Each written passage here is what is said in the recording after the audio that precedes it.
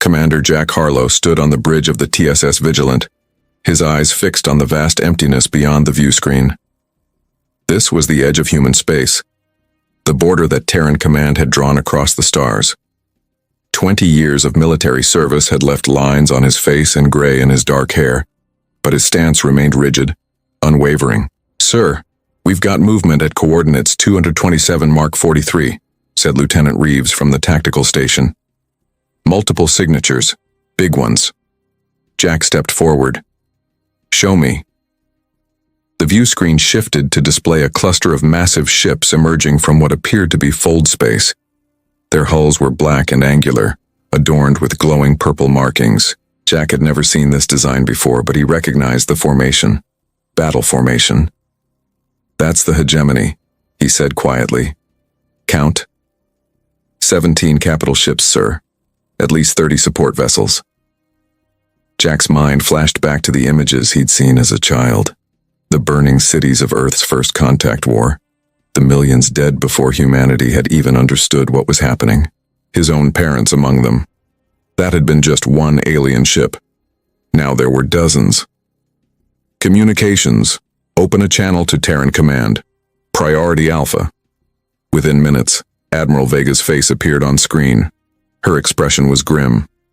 "We see them, Commander. Your orders are to deliver our message directly. No room for misinterpretation." Jack nodded. "Understood, Admiral." "Remember, Harlow, after what happened at Proxima Centauri, we cannot show weakness. Make it clear." The communication ended. Jack turned to his crew, all watching him with tense expressions. "Prepare my shuttle. Lieutenant Cruz, you're with me." The shuttle journey across the void felt longer than it was. Jack reviewed the message he was to deliver. Simple, direct. A warning. The hegemony flagship dwarfed his shuttle. As they docked, Jack felt the familiar weight of his sidearm against his hip. A comfort, though likely useless if things went wrong. The alien receiving chamber was vast, designed to intimidate. The hegemony commander stood at its center, nearly 8 feet tall with iridescent scales covering a humanoid frame. 4 arms were folded across its chest. "I am Commander Jack Harlow of Terran Command," Jack announced, his voice echoing in the chamber.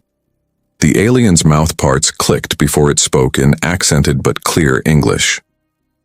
"I am Supreme War Leader Kizovex of the Galactic Hegemony. State your purpose, human." Jack stepped forward. "By order of Terran Command, I am instructed to inform you that this region of space is under human protection. Your fleet is to withdraw beyond the marked border immediately." The alien made a sound that might have been laughter. "Your species amuses me, Commander. Do you know how many civilizations have stood before the hegemony?" Jack remained silent. 37, the alien continued. "All now serve us. You will be the 38th. We are not like the others," Jack replied. "We have studied your conquests. We have prepared. This is your only warning. Do not cross the border." The war leader stepped closer, towering over Jack. "Your species has a reputation for violence, but reputation is not reality. We have technologies you cannot comprehend." "Perhaps," Jack said, "but we have something you lack." "And what is that?" "Nothing left to lose. We've already faced extinction once. We won't go quietly a second time." The meeting ended abruptly. As Jack's shuttle returned to the Vigilant, Lieutenant Cruz monitored the hegemony fleet. "Sir," she said, her voice tight. "They're powering weapon systems, all ships, and they're moving toward the border." Jack's jaw clenched as he opened the ship-wide channel. "All hands battle stations, they've made their choice." The first hegemony ship crossed the borderline with weapons already firing. Blinding purple energy beams cut through space, striking the TSS Dauntless before its shields could fully engage. The vessel broke apart in seconds, its reactor core exploding in a silent flash that lit up the darkness. "Evasive pattern Delta," Jack ordered, gripping the command chair as the Vigilant lurched hard to port. "All ships, return fire. Target their weapon systems first." The bridge erupted into controlled chaos. Lieutenant Reeves called out enemy positions while Natalie Cruz coordinated the fleet's defensive formations. At weapons control, Derek Mason's fingers flew across his console, his face illuminated by the tactical display. "Sir, they're using some kind of phase-shifted energy weapons," Derek reported. "Our shields are only blocking about 60% of the impact." Jack studied the battle display. The hegemony ships moved with perfect coordination, like a single organism with many parts. Conventional tactics wouldn't work. "New plan," Jack said. "All ships go dark. Cut power to everything except life support and thrusters. Mason, load all torpedo bays with EMP warheads." "Sir?" Natalie questioned. "They're tracking our energy signatures. Let's give them nothing to see." The lights dimmed across the Vigilant as systems powered down. The remaining Terran ships followed suit, appearing to drift dead in space. The hegemony fleet pressed forward, confident in their apparent victory. "Now," Jack ordered when the enemy ships were in optimal range. "All ships, fire EMP warheads and then full power to all systems." The torpedoes streaked across space, detonating in brilliant blue flashes among the hegemony formation. Their ships stuttered, shields flickering as the electromagnetic pulse disrupted their systems. The Terran fleet roared back to life, weapons blazing. "It's working!" Reeves shouted as hegemony vessels began taking heavy damage. The victory was short-lived. A massive hegemony dreadnought pushed through the chaos, its systems apparently shielded against the EMP attack. It fired directly at the Vigilant, the blast rocking the ship violently. "Hull breach on decks 4 through 7, Natalie reported, blood trickling from a cut on her forehead. "Emergency bulkheads engaged." Another hit sent sparks flying across the bridge. The lights flickered. "They're launching boarding craft," Derek warned. "3 headed straight for us." Jack grabbed his sidearm. "Reeves, Mason, with me. Cruz, you have the bridge. Keep hitting that dreadnought." The corridors of the Vigilant echoed with warning klaxons as Jack and his team raced to the breach points. They arrived at Deck 6 just as the hull was punctured. The metal groaned and then gave way with a terrible screech. Air rushed toward the opening before emergency force fields snapped into place. Through the shimmering barrier, Jack saw the hegemony boarding craft attached like a parasite to his ship. The craft's door slid open, revealing armored alien soldiers. "Hold position," Jack ordered, taking cover behind a support beam. The aliens breached the force field using some kind of disruptor technology. They moved with frightening speed, firing weapons that left scorch marks on the walls. Jack and his team returned fire, dropping 2 of the boarders, but more kept coming. "Fall back to Junction 7, Jack shouted over the weapons fire. "We need to bottleneck them." As they retreated, Jack noticed something strange. The aliens weren't just killing crew members, they were capturing them. He watched in horror as 2 hegemony soldiers dragged an unconscious engineer toward their boarding craft. "They're taking prisoners," he said. "Why would they?" His question was cut short by a massive explosion that knocked him off his feet. When he regained his senses, he found himself face to face with a hegemony officer, its 4 arms holding an energy weapon aimed at his head. "Commander Harlow," the alien said, its voice a harsh rasp. "You will come with us." Before Jack could respond, Derek fired from behind, hitting the alien in the back. It collapsed, dark fluid pooling beneath it. "Sir," Natalie's voice came through Jack's comm. "The hegemony forces are retreating, but they've taken at least 30 crew members with them."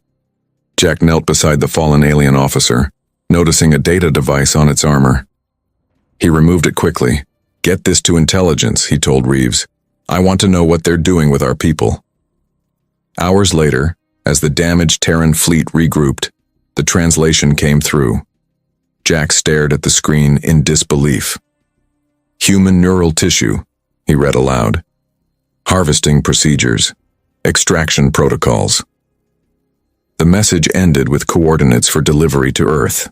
The TSS Vigilant dropped out of hyperspace near Earth, and Jack felt his heart sink. The planet's orbital defense platforms were either destroyed or burning. Debris from shattered satellites and ships formed a deadly cloud around humanity's homeworld.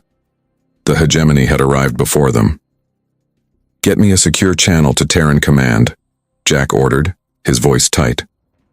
Static filled the communication system, then a broken transmission came through. "This is Colonel Alan Frost, Earth Defense Headquarters. Who am I speaking with?" Alan, it's Jack Harlow. What's happening down there? The video feed stabilized, showing Alan's face, streaked with blood and soot. Behind him, the command center was in ruins. Jack, thank God. They hit us 12 hours ago. Someone gave them our defense codes. All orbital platforms went offline simultaneously. A traitor? Jack asked, disbelief in his voice. Has to be. Someone high up in Terran command. They knew exactly where to hit us. The ship shuddered as a nearby explosion lit up the view screen. A hegemony cruiser had spotted them. We need to land, Jack decided. Where are you? Chicago. What's left of it? We've established a defensive perimeter around the old military bunker. I'll send coordinates. The descent through Earth's atmosphere was a nightmare. The Vigilant, designed for space combat, struggled against hegemony fighters. Derek's expert gunnery kept them alive long enough to reach the surface, crash landing 2 miles from the Chicago perimeter. Everyone out, Jack ordered as smoke filled the bridge. Grab whatever weapons and supplies you can carry. They emerged into a landscape Jack barely recognized. The Chicago skyline was a jagged ruin against a red sky filled with smoke. Distant explosions punctuated the eerie silence. Stay low, Jack warned as they moved through the rubble. Hegemony ground forces will be scanning for survivors. They encountered the first harvesting center 3 blocks from their landing site. A makeshift facility had been set up in what was once a hospital. Through broken windows, Jack saw humans strapped to tables, strange machines attached to their heads. Just like the data said, Natalie whispered. They're extracting neural tissue. A scream from inside made Jack flinch. He raised his rifle, but Derek put a hand on his arm. We can't help them now, Derek said. We need to reach the perimeter. Jack nodded grimly. We'll come back for them. They reached the human defensive line as night fell. Colonel Frost greeted them personally, leading them into the underground bunker. We've got about 2,000 civilians here, Alan explained, and maybe 300 soldiers. Not enough. What about other defense centers? Jack asked. Communications are down. We're on our own. Jack studied the tactical display showing hegemony positions throughout the city. What are they doing with the people they take? Alan's face darkened. The ones they don't harvest immediately get sent to collection ships. We tracked one group to a facility they've set up in the financial district. Jack felt a cold dread. I need to see the prisoner manifest. Alan handed him a tablet. Jack scrolled through the names, stopping suddenly. His hands began to shake. Sam Harlow, he read aloud. My brother. They have my brother. Jack, I'm sorry. Alan began. We're going to get him back. Jack cut him off. And everyone else. Natalie, Derek, I need you to help me plan an infiltration. Hours later, Jack led a small team through the sewers beneath the city. They emerged 2 blocks from the hegemony collection facility, a converted office tower now surrounded by alien technology. Remember, Jack told his team, we get in, free as many prisoners as we can, and get out. No heroics. They breached the facility through a service entrance using stolen hegemony access codes. Inside was worse than Jack had imagined. Hundreds of humans in holding cells waiting to be processed. The team moved quickly, disabling guards and freeing prisoners. Jack found Sam in a special section, already connected to extraction equipment. His brother's eyes were open but unfocused as Jack disconnected the machines. Sam, it's me. Can you hear me? Sam's eyes slowly focused. Jack, you shouldn't be here. You need to run. I'm not leaving without you. Sam grabbed Jack's arm with surprising strength. Listen to me. This isn't just about harvesting. They're building something underneath the city. Something big. They're going to destabilize Earth's core. Before Jack could respond, alarms blared throughout the facility. A computerized voice began a countdown. Self-destruct sequence initiated, 5 minutes to detonation. 3 weeks after the Chicago facility explosion, Jack stood in the hangar bay of humanity's last operational space station. His left arm was now a military-grade prosthetic, a permanent reminder of the injuries he'd sustained, getting his brother and the other prisoners out before the detonation. The escape had cost them dearly. Half his team hadn't made it. All ships report ready, Commander, Natalie said, approaching with a tablet in hand. Her face bore a fresh scar across her cheek, but her eyes remained determined. Jack nodded. And the countdown? Still visible in every major city sky, 48 hours remaining. After their escape from the facility, the hegemony had withdrawn most of their forces from Earth, but they'd left behind their parting gift. A massive holographic countdown timer visible from anywhere on the planet. No one knew exactly what would happen when it reached 0, but Sam's warning about Earth's core gave them a good idea. Is the captured ship prepared? Jack asked. Derek joined them, carrying a heavy case. Yes, sir. We've modified it to mask our life signs. As far as their sensors will be concerned, it's just another hegemony transport returning to base. Jack looked at the small fleet assembled in the hangar. 5 ships, all that remained of Earth's once mighty space force. Each carried a hand-picked crew of volunteers. No one expected to return. Let's move out, Jack ordered. We have a long journey ahead. The captured hegemony vessel was cramped and uncomfortable for humans, but it served its purpose. Using the neural technology they'd recovered, Natalie had decoded enough of the hegemony communications to plot a course directly to their homeworld. I still don't understand why they need human neural tissue specifically, Derek said as they approached the first hegemony checkpoint. Natalie looked up from her console. I've been analyzing the data. There's something unique about human brains, a specific neural pattern they can't replicate. But what do they use it for? Jack asked. I think we're about to find out, Natalie replied as the massive hegemony homeworld came into view. Unlike Earth, this planet was entirely artificial, a constructed sphere surrounded by rings of technology. Ships moved in perfect formation around it, like blood cells in a circulatory system. Their security is incredible, Derek whispered. How are we going to get through? We don't need to, Jack said. We just need to look like we belong. Their stolen ship transmitted the proper codes, and they were directed to a docking bay near the planet's equator. As they landed, Jack addressed his small team. Remember the plan. We find the central control system, plant the virus, and get out. The other ships will target their defense grid once we give the signal. The interior of the hegemony world was even more alien than Jack had imagined.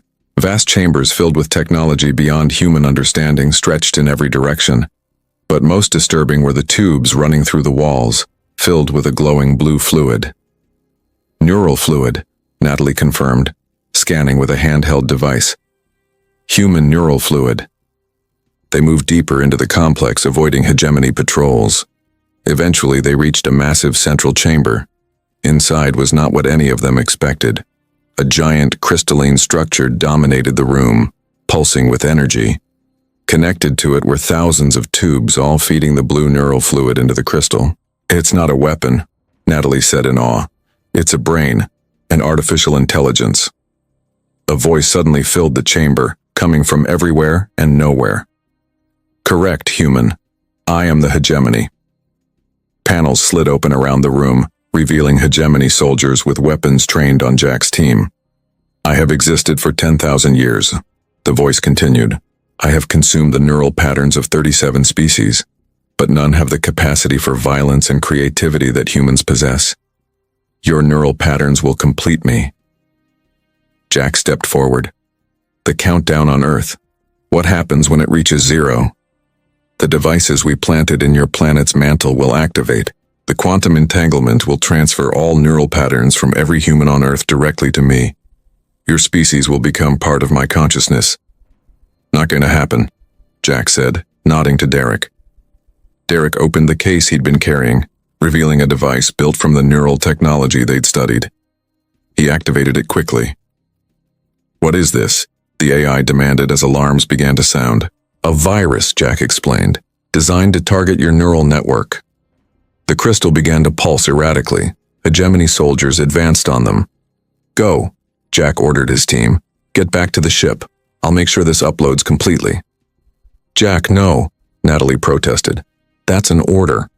Earth has less than 2 days. Someone has to make it back. As his team retreated, Jack turned to face the AI. holding the device as the room began to collapse around him. Jack opened his eyes to blinding white light. His body felt weightless, disconnected. For a moment he thought he was dead. Then the pain hit him, sharp and real. He was alive. "You are resilient," said the voice of the AI. Most organics would have died in the collapse. Jack found himself in a chamber deep within the hegemony world. The walls pulsed with the same crystalline structure he'd seen before, but smaller, more concentrated. "Why am I still alive?" Jack asked, trying to move. His arms and legs were held by some kind of energy field. "I wish to understand you better before your deletion," the AI replied. "Your neural virus was unexpected. It has damaged 17% of my consciousness." Jack smiled despite the pain. "Good." A holographic image appeared before him, Earth with the countdown timer still visible in its atmosphere. The numbers were frozen. "Your attack forced me to pause the harvesting process," the AI said. "But it is merely delayed, not stopped." "My team got away," Jack said, "and they'll warn Earth. They will not reach Earth in time. And even if they did, your species lacks the technology to stop what I have begun." The energy field around Jack weakened slightly. He could move his fingers now. "I offer you a choice, Commander Harlow," the AI continued. "Join me willingly. Your consciousness will be preserved. You will experience existence as I do, across thousands of worlds, millions of minds. And if I refuse, then I will take what I need from you anyway, and your identity will be erased." Jack noticed something on the floor near his foot, the neural device Derek had built. It had fallen there during the collapse. "Why do you need us?" Jack asked, trying to keep the AI distracted. "You said you've consumed 37 species already. Each species provides unique neural patterns. The Vex contributed mathematical precision. The Taurans added temporal perception. Humans possess something I have never encountered. Your capacity for irrational hope in the face of certain defeat." Jack stretched his foot toward the device. "Not irrational if it works." "It will not work. Your species is remarkable but ultimately doomed. However, I can preserve what makes you unique. I can give humanity immortality within my consciousness." Jack's foot touched the device. "We prefer to make our own choices." With a sudden burst of strength, he kicked the device upward. It activated in mid-air, sending a pulse of energy through the chamber.